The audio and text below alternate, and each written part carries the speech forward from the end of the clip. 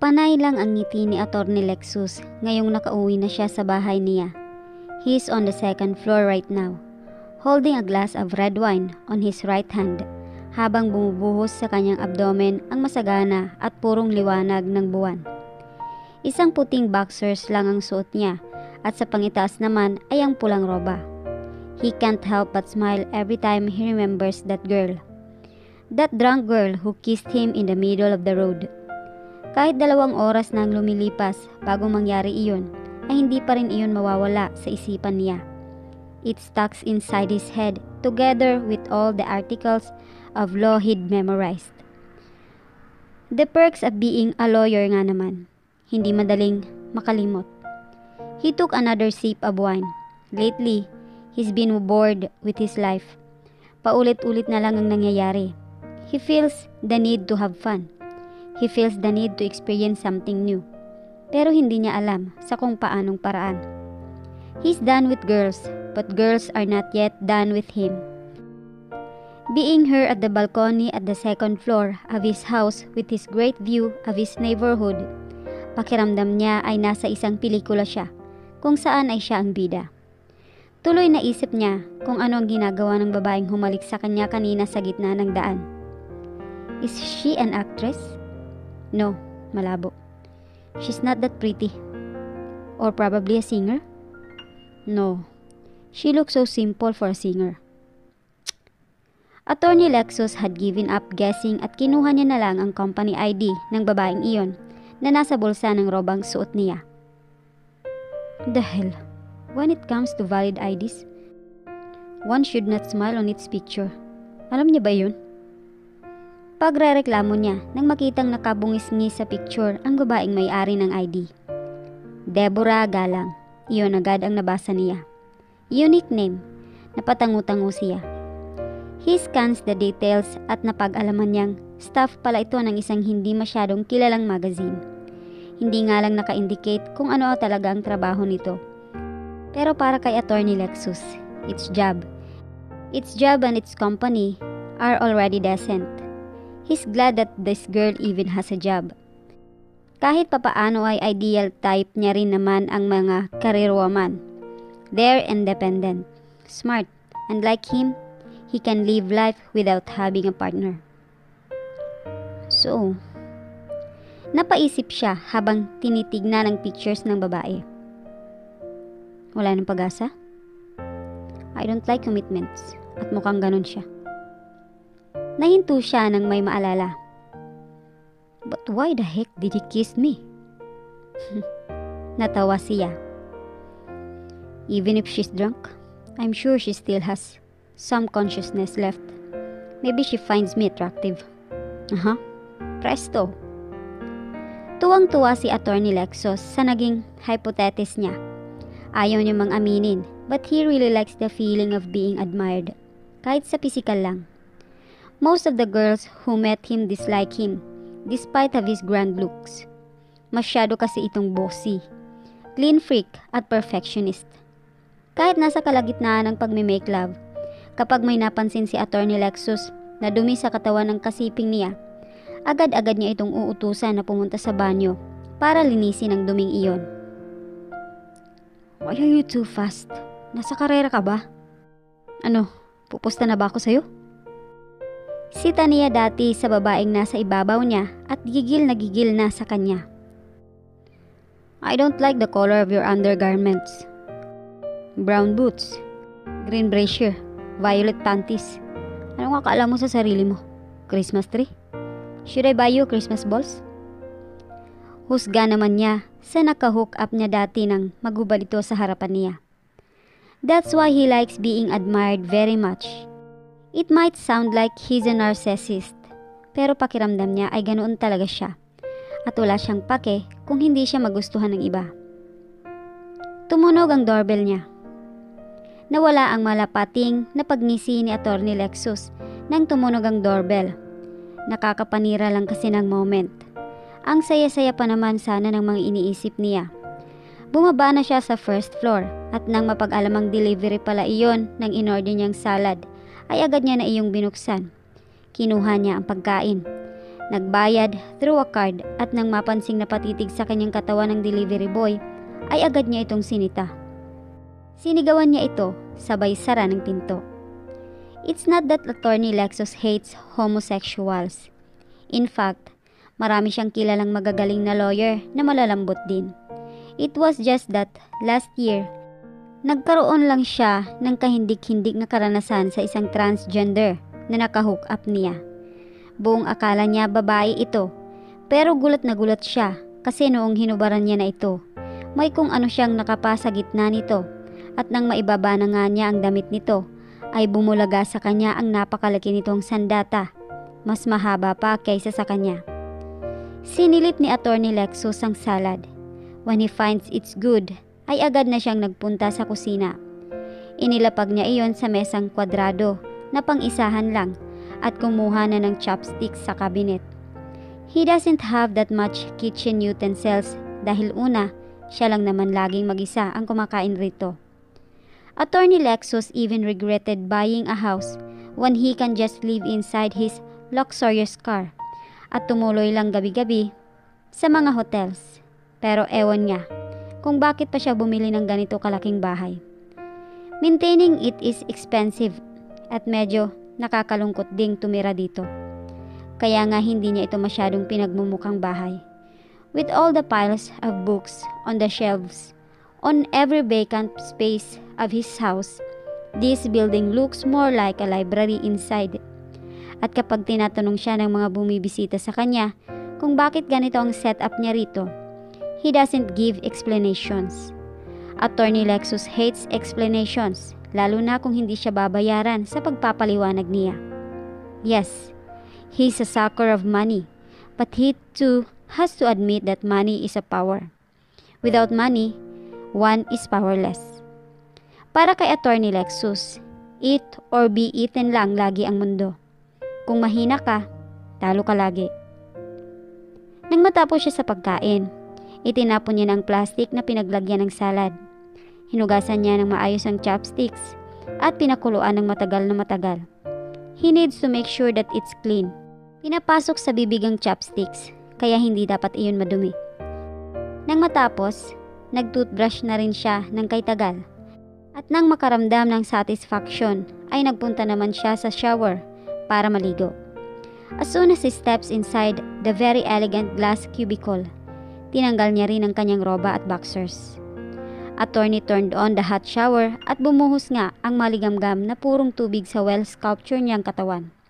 He has an average biceps, pero bawing-bawi naman iyon sa lapad ng kanyang balikat. His chest is bulky too, habang ang kanyang abs ay napaka-lean naman. He has a very nice and delicate skin too. Mamula-mula, porselana at batang-bata. Bukod sa tamang diet, ay sobrang ingat din ni Attorney Lexus sa balat niya. He hates irregular spots at kahit nga kagat ng lamok ay kinapapanik niya na, making him rush his own self in the hospital. A hint of pubic hair traces across his lower abdomen at nang mag-cold shower na nga siya ay iyon ang una niyang sinabon. The slippery feel of the soap gets him hard pero pinigilan niya lang ang sarili niyang gawin ang kung ano man ang sinisigaw ng laman niya. 2 araw na rin simula nang makaranas ng pakikipag-make love si Attorney Lexus. At kahit sa maikling panahon lang ang nabakante ay pakiramdam niya, full charge ulit siya. Kung pwede lang talaga sanang araw-arawin niya iyon, pero alam niyang hindi niya kaya. His time is limited, and kapag sex na ang pag-uusapan, Attorney Lexus doesn't want to make it cheap. He wants it to be grand. He understands his own self so much, at alam niyang walang mali sa init na halos araw-araw niyang nararamdaman. He's just 27 years old, a young and healthy man, and craving sex. That much doesn't make him think less of himself. Lahat naman ng tao ay nakakaramdam niyon. Nagkakatalo lang ang lahat sa kung paano ito sinasagawa. The other may do it cheaply, but Attorney Lexus do it luxuriously. At kung may aksidente man siyang mabuntis, willing naman siyang panagutan iyon, giving the fact that he'll only bear the financial aspects. for the emotional support of raising a kid. Alam niyang wala siyang maibabahagi roon. He doesn't know how to do it, and trying it will just make him puke. You should have not died earlier pa. Nang malaman ko naman kung paano magpalaki ng anak. You should have let me experience how to be raised by a parent. Husga niya sa ama niyang nasa picture frame na nakalatag sa lampshade table. Nasa tabi ng ama niya ang ina niya. It's the wedding picture of his parents. Ang kaisa-isang picture na magkasama ang dalawa. Since they both died, kumbinsido na si Attorney Lexus kung ano ang gagawin niya paglaki niya. Dati pa lang, tinatak niya na sa isipan niya na magiging lawyer siya balang araw. At nagawa nga niya iyon. Masaya siya noong nakamit niya ito pagkatapos ng mahabang panahon. Ngunit habang tumatagal ay kung ano-ano siyang lungkot na nararamdaman sa propesyon na iyon. Yes, he earns a lot and had already helped many people. But every time he'll think of the tragedy his parent went through, ay bumibigat ang loob niya. Way back then, it was the law that destroyed his parents' life. And ironically, it's the same thing that's allowing him to live festively right now. Nalalabuan si Attorney Lexus sa kanyang sarili ngayon. But for him, the life is really like that. It requires you to decide every now and then, and with every decision you make, you should be firm with it. No matter how clueless you are on how it will shape you in the future, no matter how hard you'll stand for it, life requires you to decide the moment, and you have no choice but to adhere with it, or else life will just by in front of you. It was his decision to become a lawyer. No one forced him to do it. And right now, he did it. He's happy with it, yet at the same time, disquieted with it. Tapos nang maligo si Attorney Lexus at ngayon ay nasa kwarto na ulit siya. He wears nothing at kakahiga niya lang rin sa kama. He tried to sleep pero paulit-ulit na may bumabagabag sa isipan niya. That girl. Aniya habang nakatingin sa ceiling kung saan kita niya ang refleksyon ng buong katawan niya sa salaming naroon. It looked like an ancient Greek painting rather than a reflection. That girl who kissed me. Mahina niyang bulong.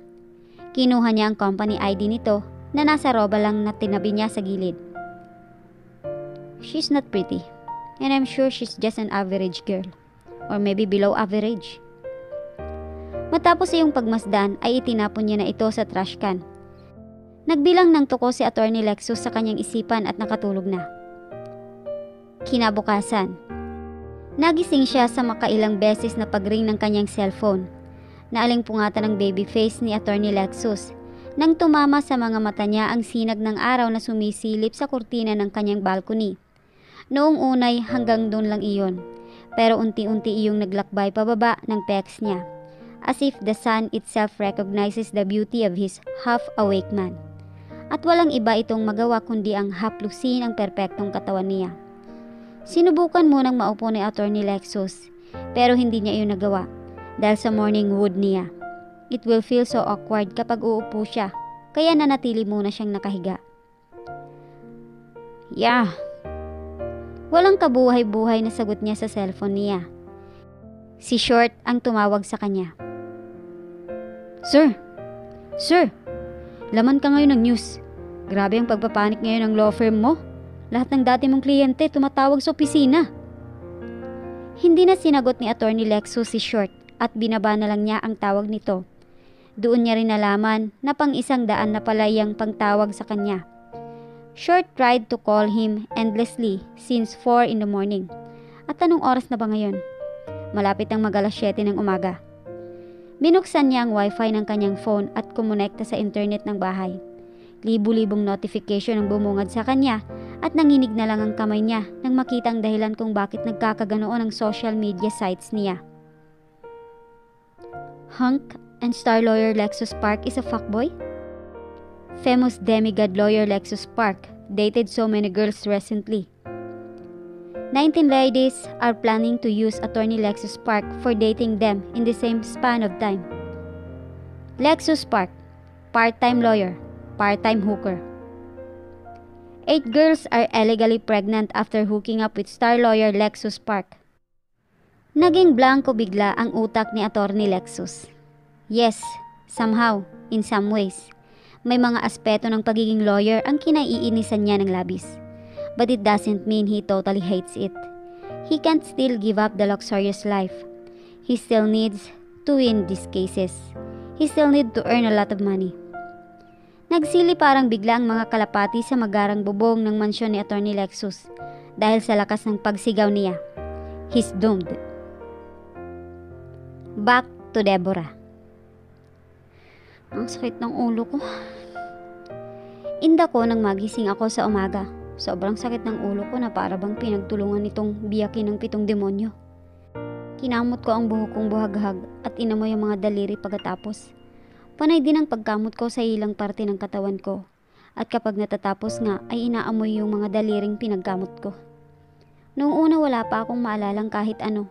Pero nung nilibot ko ng paningin ko sa sobrang liit kong kwarto na puno ng posters ng Super Junior, doon ko naalalang may hinalikan pala ako kagabi. Napahawak ako sa dibdib ko at kumabog ng walang kasing lakas ang puso ko nang maramdaman kong wala na akong bra. Napasigaw ako. Agad akong napatayo, sabay na patakbong palabas. Isa lang ang partition ng bahay namin, kaya pagkatapos ng kwarto ko, na siyang kwarto rin ni Mama at Papa, ay pinaghalong kusina at sala agad ang bumungad sa akin.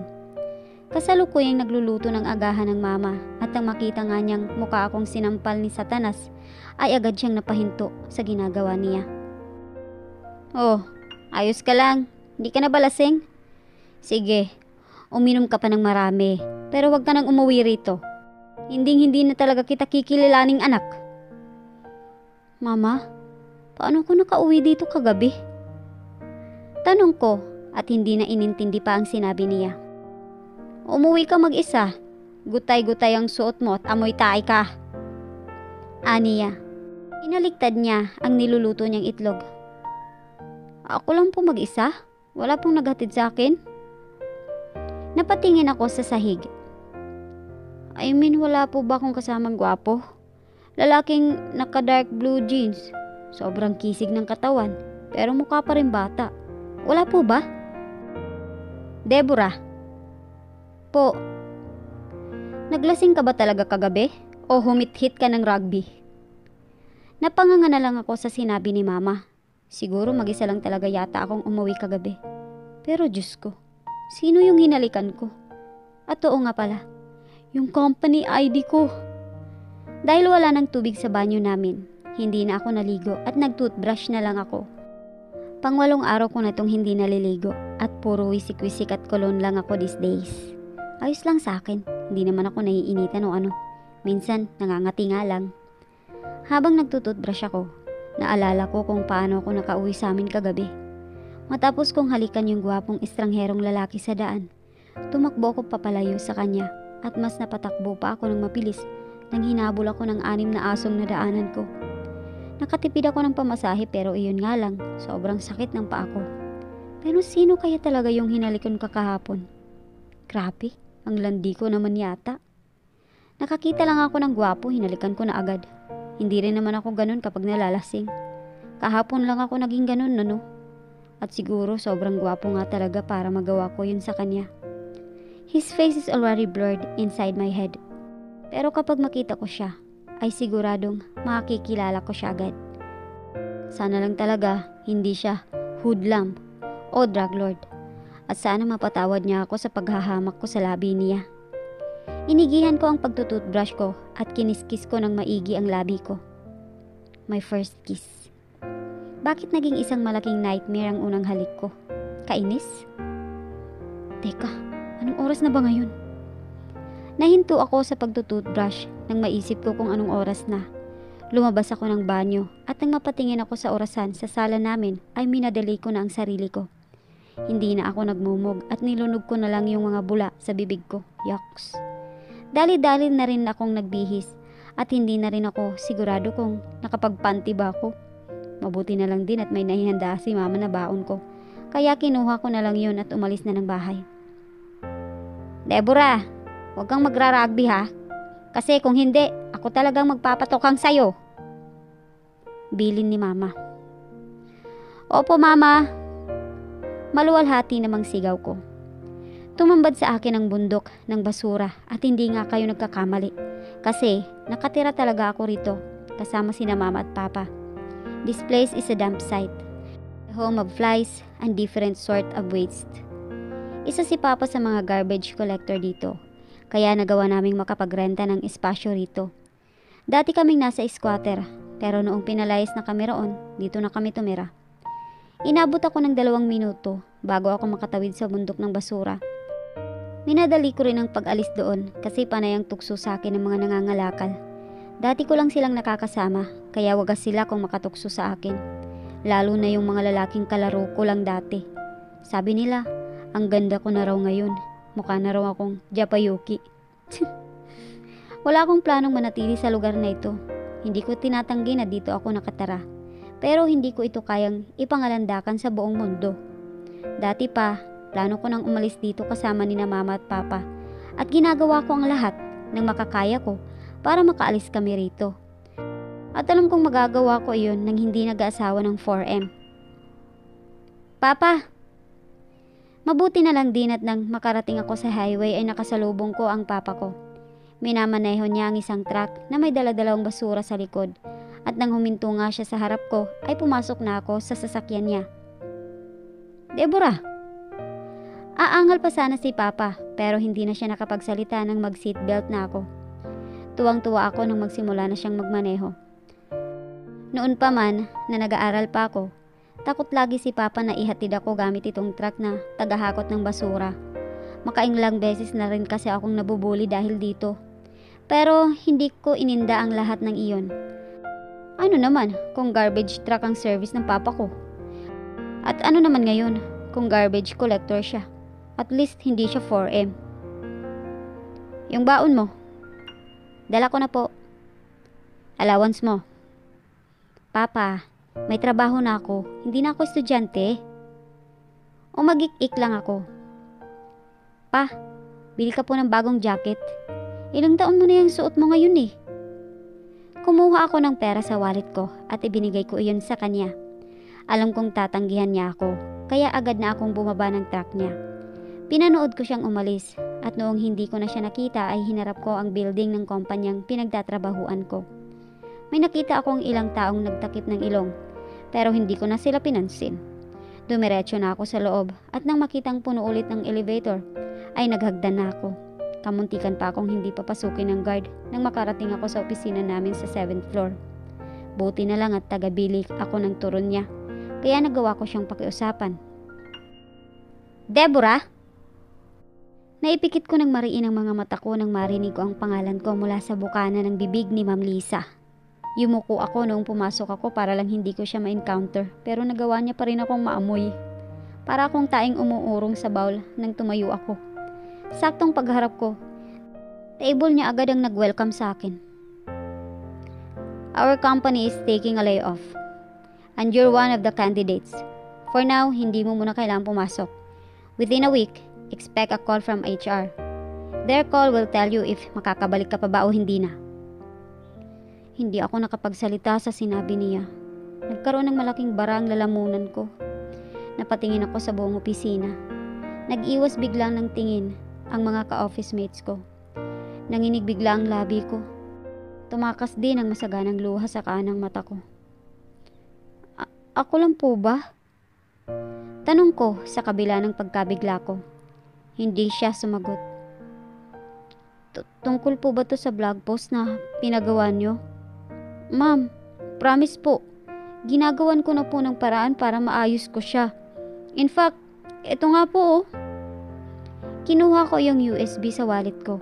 Nalaglag pa yung ilang laman ng bag ko dahil sa pagkakataranta ko. Nagawa ko na po siya, ma'am. Kahapon pa. Deborah. Tinitigan niya ako. Isa ka sa maaaring matanggal sa trabaho dahil ikaw lang ang walang connection sa mga bosses dito.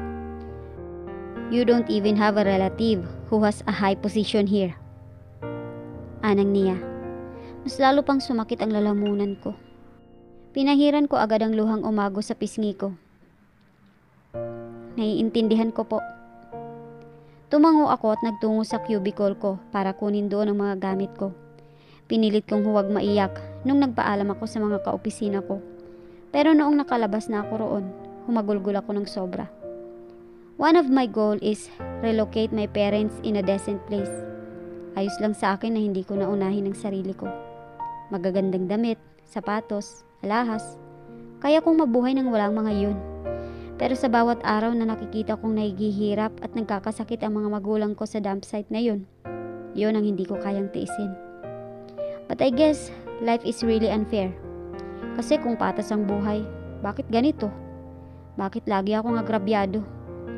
All I want is a decent job with a decent salary that can support me and my family.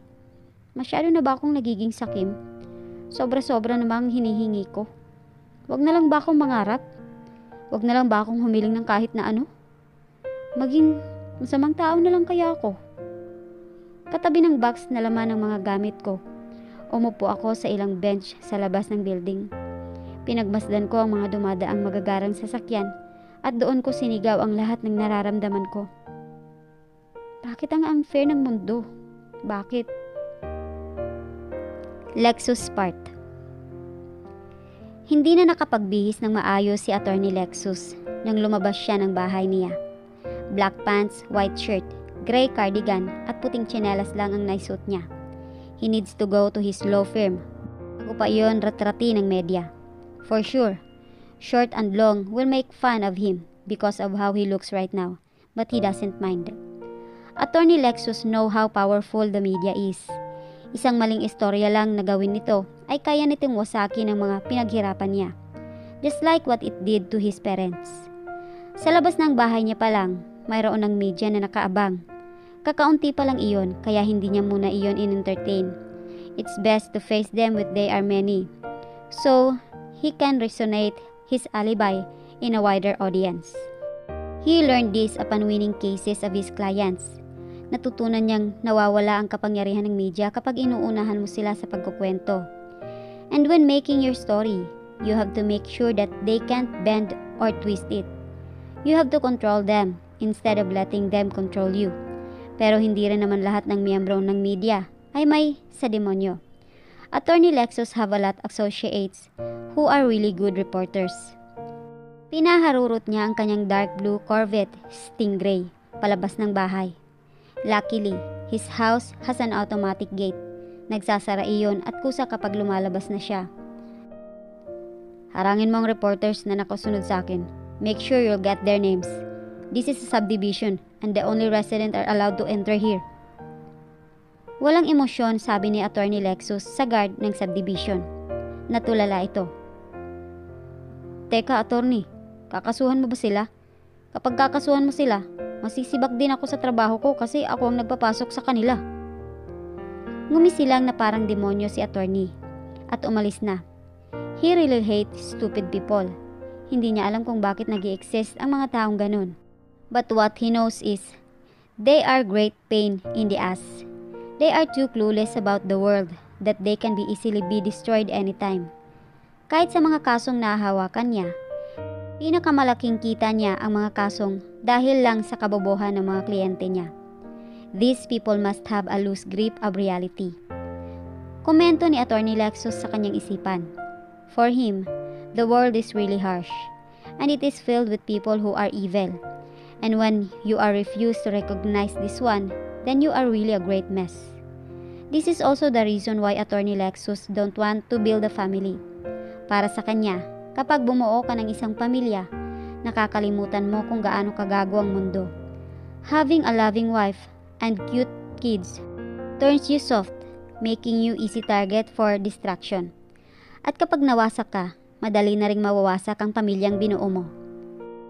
Theme parks, childish food chains, family vacations, they existed just to capitalize on your softness. Pero sa oras na winasak ka ng mundo, none of these fancy things will help you. The world is not a playground, and it will just be a cruel thing building a family in this horrible place. Sampaguita! Sampaguita! Naipikit ni Attorney Lexus ang mga mata niya nang marinig ang boses ng isang batang lalaki na kumakatok sa bintana ng kotse niya. He's stuck in a traffic at sa mga ganitong pagkakataon ay dumadagsa talaga sa kanya ang mga batang nagtitinda ng sampagita. Ang tagal naman, bibili ka ba o hindi? Sigaw sa kanya ng batang lalaki. Oo na! Sigaw naman Attorney Lexus dito nang ibinaba niyang bintana. Later, we'll find them in a fast food chain. Nakaupo si Attorney Lexus sa tapat ng dalawang gugus-gusing bata. Isa dito ang batang lalaki na siyang kumatok sa bintana ng sasakyan niya kanina at katabi naman nito ang dugyot na batang babae na kapatid nito nang nagtitinda rin ng sampagita. Parang mga patay gutom itong kumakain ng spaghetti at fried chicken at si Attorney Lexus naman na mangangmangha sa dalawa ay nakangangalang the whole time. Hindi ka kakain? Anong batang lalaki? Naibulwak bigla ni Attorney Lexus sa plastic cup ang iniinom niyang soft drinks. Malapit nyo nang maubos ang lahat ng in-order ko. Paano pa ako kakain? Aish. E di umorder ka ulit. Dami mo naman pera eh. Ani ng batang lalaki. Tumawa naman ang kapatid nitong babae. I am really right. Napatingin si Attorney Lexus sa labas. Raising kid is not a good idea. Teacher ka ba? Tanong ng batang lalaki. Kumakain pa rin ito ng fried chicken. Oo nga. Teacher ka ba? Pag-e-echo naman ng kapatid nitong babae. Napasigaw si Attorney Lexus sa dalawa. Napatingin ang mga tao sa gawin nila. Bakit ganyan kayo makipag-usap sa akin? Kaibigan niyo ba ako? Ha? Kaibigan niyo ba ako? Sorry po. Napayuko ang dalawang bata. Good. Napangisi si Attorney Lexus. Kumbinsido ang dalawang bata na talagang teacher siya. Una daw kasi, marami siyang pera. Pangalawa, mukha siyang masungit. Sabi naman ni Attorney Lexus. Sa tingin niyo ba, madaming pera ang teachers ngayon? They have increased with their wages, but they also have an increase on their expenses. That's why teachers don't have that much of money. And the government should do something about it. Teachers should be paid like department heads. At syempre, hindi iyon naintindihan ng dalawang bata. Tumulo lang ang mga sipon nito habang kumakain ng hamburger at nakatingin sa kanya. Napasilip si Attorney Lexus sa kanina pang ring ng ring na phone niya. Gusto niya na sanang umalis pero hindi niya pwedeng iwan ang dalawang batang ito. He needs to bring them back kung saan man niya ito kinuha. Gusto kong maging lawyer paglaki ko. Sabi ng batang lalaking noon natapos na sila sa pagkain. Ngayon nasa backseat na ang dalawa. Attorney Lexus is bringing them back on the spot where he found them. Malapit lang naman iyon. Kaso medyo natatagalan sila kasi traffic. Akala mo ba madali lang maging lawyer? Tanong ni Attorney Lexus dito. Hindi pa rin alam ng dalawang bata na lawyer siya. Uy, wag ka. Matalinong kuya ko. With highest honor nga siya eh. May medal siya. Depensa naman ng kapatid nitong babae. Yeah. Sinabi ko bang bobong kuya mo? At bakit mo ako sinisigawan? Magkaibigan ba tayo? Napayuko na lang ang bata. Rhea, gusto mo maging doktor, di ba? Tanong ng batang lalaki sa kapatid niya. Opo kuya, para pwede kong gamutin si mama. Very good. May sakit ang mama niyo? Biglang tanong ni Attorney Lexus. Tiningnan niya ang dalawa sa rearview mirror at pareho itong nalungkot at napayuko. He asked them the details of their mother. At nang mapag-alaman nga nito na nasa Wilson Hospital ito, ay agad silang nagtungo roon sa 11th floor. Naroon ang ina ng dalawang bata at tuwang-tuwa nga ito nang makita ang mga anak niya. Nagkausap si Attorney Lexus at ang ina ng mga bata at nalaman nga nitong may tumor ito sa liig na hindi natatanggal dahil wala pa silang pera ng asawa niyang construction worker. They are advised to have it sooner dahil magiging delikado na ang tumor kapag mas pinatagal pa. But they can't just do about it. Sa katunayan ay lumiban na rin saglit ang asawa nito para humingi ng tulong sa iba't ibang agency. Attorney Lexus told her that he'll take care of everything since he has a connection with the owner of this hospital. Siya lang naman kasi ang lawyer ng mga may-ari nito. Thank you po, attorney. Sobrang maraming salamat po. Panay ang iyak ng ina ng mga bata at labis nga ang pagpapasalamat nito. Napag-alaman din ni Attorney Lexus na hindi pala inito inuutusan ng dalawa nitong anak na magtinda ng sampagita. Ngayon lang din ito nalaman ang ginagawa ng mga anak niya. It was just that when the kids learned that their mother is sick, ay gumawa ang mga ito ng paraan para kumita ng pera para sa nanay nila. Attorney Lexus requested to the hospital na dito muna ang dalawang bata kasama ang nanay nito. The streets are just too dangerous for them. Hindi sila pwedeng bumalik roon. Napasigaw si Attorney Lexus sa dalawang bata nang matapos siya sa mga transactions nila. The surgery will happen soon at nagawa na ito ng paraan ni Attorney Lexus. Teacher! Lumapit ang dalawang bata sa kanya. Nakaupo ang mga ito sa labas ng kwarto ng nanay nila. Lumuhod siya para mapantayan sila nang makalapit ang mga ito sa kanya. You said you want to be a lawyer? Tanong niya sa batang lalaki, si Darius. Maligalig itong tumango. At ikaw naman, you want to be a doctor? Tanong niya kay Rhea at tumango rin ito. Hindi yun magiging madali, but I want you to stay trying hard. At kung hindi pa rin uubra, then try harder. Alalahanin niyo lagi ang mga magulang niyo. Kapag gusto niyo nang sumuko, the world will cause you pain. And I want you to endure it for the meantime. Okay? Ani ni Attorney Lexus habang nakatitig sa mga mata nitong puno ng pag-asa. Okay po, teacher. Sigaw nitong pareho. Laking gulat din ni Attorney Lexus nang niyakap siya ng mga ito. Ay, kaibigan niyo ba ako ha? Kaibigan niyo ba? Sita niya at tinawanan lang siya nito. The kids give him all their sampagita. At kwinintas nga nila ito sa kanya. Babayaran niya pa sana ang mga bata pero tinanggihan siya ng mga ito. Siguro, doktor ka at hindi ka teacher. Kasi tinulungan mo ang mama namin eh. Sabi ni Rhea sa kanya at pinat niya ang dalawang ulo ng bata. Noong umalis na siya, he never looks back at them or else he'll break. He's fond of them. Dahil dati, kagayang-kagaya rin siya nila. He also wanders on the to sell sampagita. Nang makarating si Attorney Lexus sa tapat ng law firm, ay agad niyang hinarap ang daan-daang reporters na nandoon. Nanlaki na lang din ang mga mata ng empleyado niya nang makita siya roong nagsasalita na. The rumors are all true. I've dated so many girls before. Pero ano magagawa ko? Sila ang lumalapit sa akin. I am a gentleman. That's why it's hard for me to refuse all of them when they're showing their interest on me. Kinilig bigla ang mga babaeng reporters sa sinabi niya. Oh, before that, let me apologize first for how I look today.